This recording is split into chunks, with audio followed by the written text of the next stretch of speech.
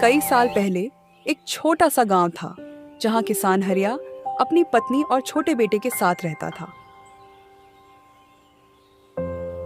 हरिया मेहनती और ईमानदार था, लेकिन किस्मत अक्सर उसका साथ नहीं देती। खेतों में मेहनत के बावजूद सूखा और प्राकृतिक आपदाओं के कारण फसलें खराब हो जाती थीं। भले ही उसके पास खुद के लिए बहुत कम होता, लेकिन वह जरूरतमंदों की मदद करने से कभी पीछे नहीं हटता। गांव में हरिया को उसकी दयालुता और दूसरों की मदद करने की आदत के लिए जाना जाता था।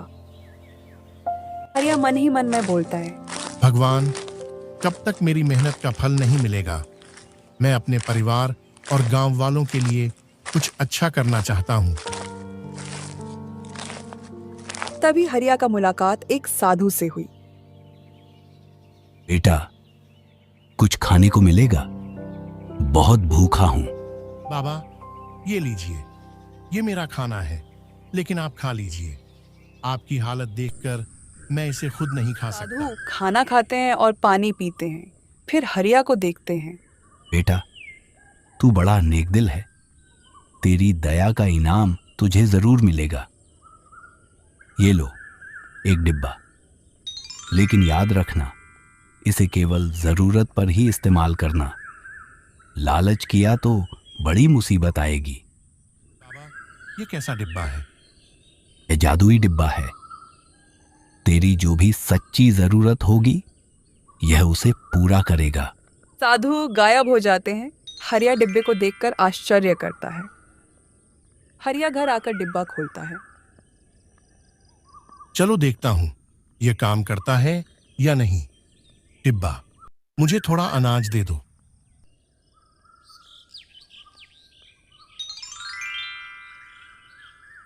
हरिया खुश होकर, वाह, बाबा ने सच में जादू किया।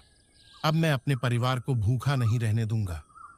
हरिया धीरे धीरे अपनी जरूरतें पूरी करता है और डिब्बे का दुरुपयोग नहीं करता।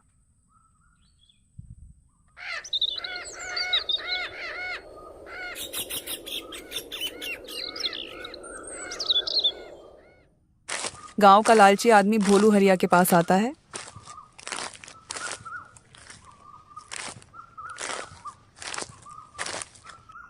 हरिया, मैंने सुना है तेरे पास कोई जादुई चीज है। मुझे मदद चाहिए। कैसी मदद? मेरी माँ बीमार है। अगर मुझे पैसा नहीं मिला तो मैं उसका इलाज नहीं करवा पाऊंगा।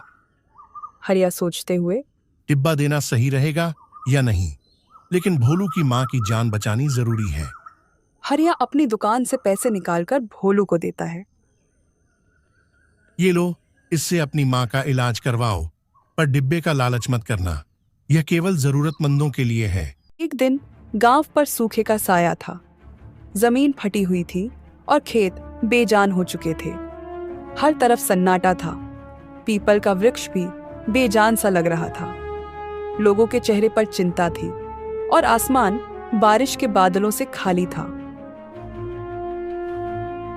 गांव के लोग हरिया के पास मदद मांगने आते हैं।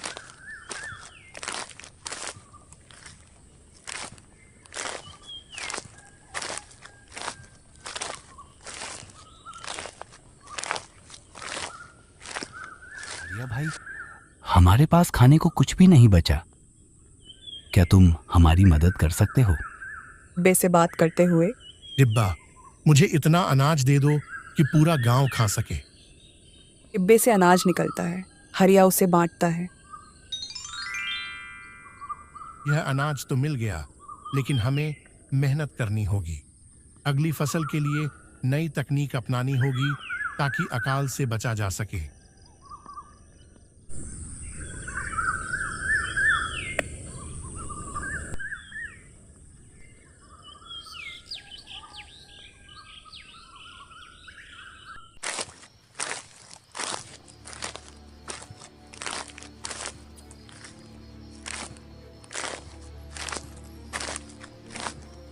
रात में एक चोर हरिया के घर में घुसता है।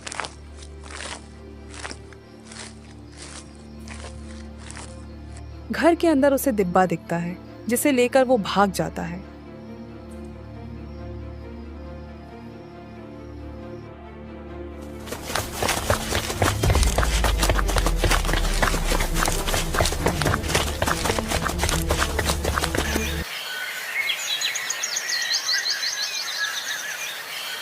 सुबह हरिया को डिब्बा गायब मिलता है। डिब्बा कहाँ गया? लगता है किसी ने चुरा लिया।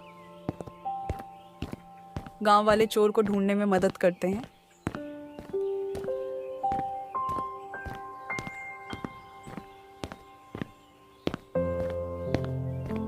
दूसरे तरफ चोर डिब्बी से बोलता है।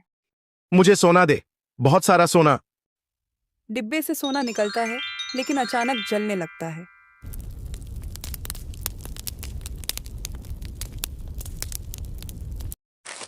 चोर डरकर डिब्बा वापस ले आता है।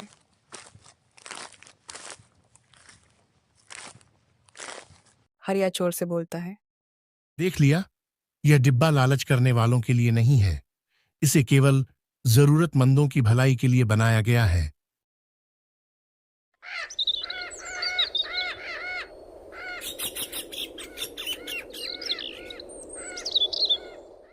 गांव वाले खुशी खुशी अपने खेतों की नई फसल काट रहे हैं। साधु फिर से गांव में आते हैं।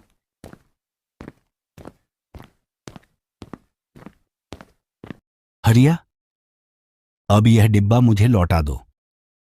तुमने इसे सही तरीके से इस्तेमाल किया। हरिया डिब्बा लौटाते हुए।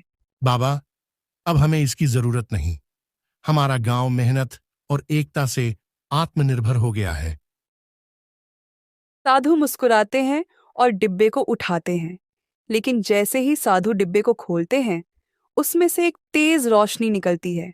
हर कोई चकित रह जाता है। हरिया आश्चर्य से। बाबा, ये क्या हो रहा है? साधु गंभीरता से। यह डिब्बा अब अपने असली रूप में है।